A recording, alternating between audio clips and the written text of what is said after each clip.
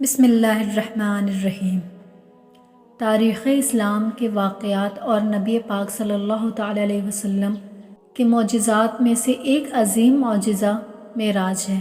اس واقعہ کا خلاصہ یہ ہے کہ اللہ کے رسول صلی اللہ تعالی علیہ وسلم حضرت ام ہانہ رضی اللہ تعالی عنہ کے گھر پر آرام فرما رہے تھے کہ حضرت جبرائیل علیہ السلام تشریف لائیں اور نیند سے بیدار کیا، سینہ مبارک کو چاک کیا، آب زمزم سے دھویا اور ایمان و حکمت سے بھرا ہوا سونے کا ایک تشت سینہ مبارک میں اڑیل دیا۔ ان کے ساتھ براق نامی ایک تیز رفتار سواری بھی تھی۔ اس سواری سے آپ صلی اللہ تعالی علیہ وسلم بیت المقدس پہنچے۔ وہاں تمام انبیاء علیہ السلام انتظار فرما رہے تھے۔ آپ کے تشریف لاتے ہی صف بن گئی اور آپ صلی اللہ تعالی علیہ وسلم کی امامت میں نماز ادا کی گئی۔ یہاں سے سفر کا دوسرا مرحلہ شروع ہوا اور آپ صلی اللہ تعالی علیہ وسلم حضرت جبرائیل علیہ السلام کے ساتھ آسمان کی طرف تشریف لے گئے۔ جب پہلے آسمان پر پہنچے تو دروازہ بند تھا۔ فرشتوں نے پوچھا کون؟ حضرت جبرائیل علیہ السلام نے اپنا نام بتایا۔ پھر پوچھا گیا تمہارے ساتھ کون ہے؟ حضرت جبرائیل علیہ السلام نے کہا محمد صلی اللہ تعالی علیہ وسلم۔ پھر پوچھا گیا کیا انہیں بلایا گیا ہے؟ کہا گیا ہاں۔ پھر دروازہ کھلا۔ آپ صلی اللہ تعالی علیہ وسلم حضرت جبریل امین کے ساتھ اندر داخل ہوئے۔ یہی بات ہر آسمان پر پیش آئی۔ سب انبیاء علیہ السلام نبی پاک کا ویلکم کر رہے ہیں۔ نبی پاک آگے بڑھتے گئے۔ پھر اللہ کے رسول صلی اللہ تعالی علیہ وسلم سدرۃ المنتہا پہنچے۔ اب یہاں جبریل امین عرض کرتے ہیں حضور سنیں، اب یہاں سے میں آگے نہیں جاؤں گا، یہ میری لمٹ ہے، اس کے آگے گیا تو میرے پر جل جائیں گے۔ اب اس کے آگے فقط رب کے حبیب جا رہے ہیں۔ یہ وہ مقام ہے کہ جبریل امین بھی پیچھے رہ گئے۔ اب نبی پاک علیہ الصلاۃ والسلام آگے جاتے ہیں جہاں اللہ تعالیٰ نے اپنے نبی سے بلا واسطہ یعنی ڈائریکٹ بات کی۔ اللہ تعالیٰ نے اپنے محبوب صلی اللہ تعالیٰ علیہ وسلم کو ہر دن رات 50 نمازوں کا تحفہ عطا فرمایا۔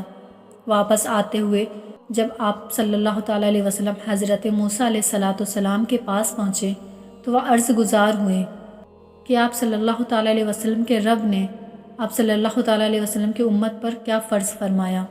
ارشاد فرمایا 50 نمازیں۔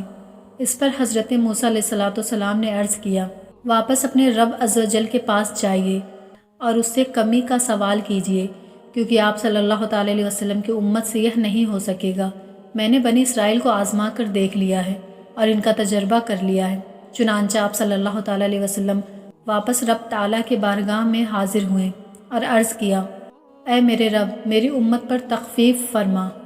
اللہ عز و جل نے 5 نمازیں کم کر دی۔ آپ صلی اللہ تعالیٰ علیہ وسلم واپس حضرت موسیٰ علیہ السلام کے پاس تشریف لائے اور فرمایا اللہ عز و جل نے 5 نمازیں کم کر دی ہیں۔ حضرت موسیٰ علیہ السلام نے پھر وہی عرض کیا کہ آپ صلی اللہ تعالیٰ علیہ وسلم کی امت سے یہ نہ ہو سکے گا، واپس اپنے رب عز و جل کے پاس جائیے اور اس سے کمی کا سوال کیجیے۔ یہ سلسلہ یوں ہی چلتا رہا کہ آپ صلی اللہ تعالیٰ علیہ وسلم رب تعالیٰ کی بارگاہ میں حاضر ہوتے ہیں تو وہ 5 نمازیں کم فرما دیتا۔ پھر حضرت موسیٰ علیہ السلام کے پاس تشریف لاتے تو وہ اور کمی کا عرض کر کے واپس رب تعالیٰ کی بارگاہ میں بھیج دیتے۔ آخر 5 ہو گئیں تو حضرت موسیٰ علیہ السلام نے پھر وہی عرض کیا کہ واپس اپنے رب عز و جل کے پاس جائیے اور اس سے کمی کا سوال کیجیے۔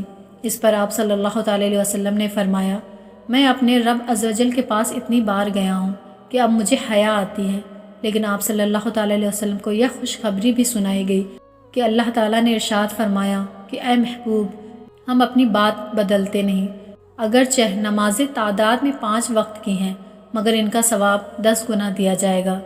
میں آپ کی امت کو 5 وقت کی نماز پر 50 وقت کی نمازوں کا ثواب دوں گا۔ آپ صلی اللہ تعالیٰ علیہ وسلم نے واپسی میں جنت اور دوزخ کا ملاحظہ فرمایا۔ اس کے بعد آسمانوں سے ہوتے ہوئے بیت المقدس پھر مکہ شریف حضرت ام ہانہ کے گھر تشریف لائے جہاں سے سفر کی ابتدا ہوئی تھی۔ اتنا لمبا سفر چند لمحوں میں اللہ نے کرایا۔ آسمانوں کی سیر ہوئی، انبیاء سے ملاقات ہوئی، جنت و دوزخ کے مناظر دیکھے، اللہ سے بات ہوئی اور نماز کا تحفہ لے کر واپس آئے۔ یہ سب کچھ صرف چند لمحوں میں ہوا۔ حضور صلی اللہ تعالیٰ علیہ وسلم نے یہ واقعہ لوگوں میں بیان کرنے کا ارادہ فرمایا۔ چنانچہ ایک روایت میں ہے کہ آپ صلی اللہ تعالیٰ علیہ وسلم نے فرمایا مجھے اس رات بیت المقدس تک سیر کروائی گئی، پھر وہاں سے آسمانوں کی ابو جہل نے کہا آپ نے اس ایک رات میں بیت المقدس کا سفر کیا اور مکہ میں ہمارے ساتھ ہی صبح کر رہے ہیں؟ تو آپ نے فرمایا ہاں۔ ابو جہل بدبخت کہتا ہے اے محمد صلی اللہ تعالیٰ علیہ وسلم، جو آپ مجھے کہہ رہے ہیں میں اگر مکہ والوں کو جمع کر لوں انہیں بھی کہیں گے۔ مکہ والوں کو جمع کر لیا گیا۔ کہا بتائیے آپ کیا کہہ رہے تھے؟ پھر آقا علیہ الصلوۃ والسلام نے فرمایا میں رات کے تھوڑے حصے میں بیت المقدس ہو کر آیا ہوں، میں آسمانوں کی سیر کر کے آیا ہوں۔ مکے میں شور مچ گیا۔ ابو جہل نے نبی پاک کی گستاخی کرنا شروع کی۔ کہا دیکھو یہ کیسی بات کرتے ہیں، کفر والے تو تھے ہی، کچھ ایمان والے بھی تذبذب ہو گئے۔ جو کمزور ایمان والے تھے ان پر امتحان کی گھڑی آ گئی۔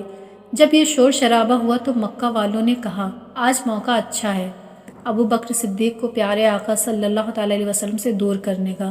کچھ مشرکین حضرت ابو بکر صدیق رضی اللہ تعالیٰ عنہ کے پاس آ کر کہنے لگے ابو بکر تم جانتے ہو تمہارے نبی کیا کہتے ہیں؟ کہا بتاؤ وہ کیا کہتے ہیں؟ کہا وہ کہتے ہیں رات کے تھوڑے حصے میں میں بیت المقدس سے ہو کر آیا ہوں۔ تو حضرت ابو بکر رضی اللہ تعالیٰ عنہ نے کہا واقعی میرے آقا کہتے ہیں؟ کہا ہاں تمہارے نبی کہتے ہیں۔ تو صدیق اکبر نے کہا اگر میرے آقا فرماتے ہیں تو حق فرماتے ہیں۔ کہا اے ابو بکر تم بڑے ہوشیار، بڑے عقل مند، تم کیسے یقین سے کہہ سکتے ہو یہ سچ ہے؟ فرمایا میں تو اس سے بڑی خبروں کی تصدیق کرتا ہوں۔ جب نبی پاک مجھے آسمان کی خبر دیتے ہیں کہ جبرائیل آتے ہیں، قرآن لاتے ہیں، وحی نازل ہوتی ہے، نہ جبرائیل کو دیکھا نہ قرآن نازل ہوتے دیکھا۔ میں نبی پاک صلی اللہ تعالیٰ علیہ وسلم کی جب ان باتوں کو مانتا ہوں تو میں اس کو بھی مانتا ہوں۔ اس موقع پر حضرت ابو بکر رضی اللہ تعالیٰ عنہ کو صدیق کا خطاب ملا۔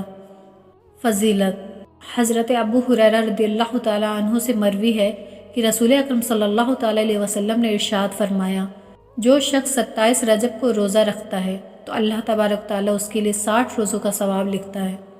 حدیث پاک میں ہے کہ رجب میں ایک رات ہے کہ اس میں نیک عمل کرنے والوں کو 100 برس کی نیکیوں کا ثواب ہے، اور وہ رجب کی 27ویں شب ہے۔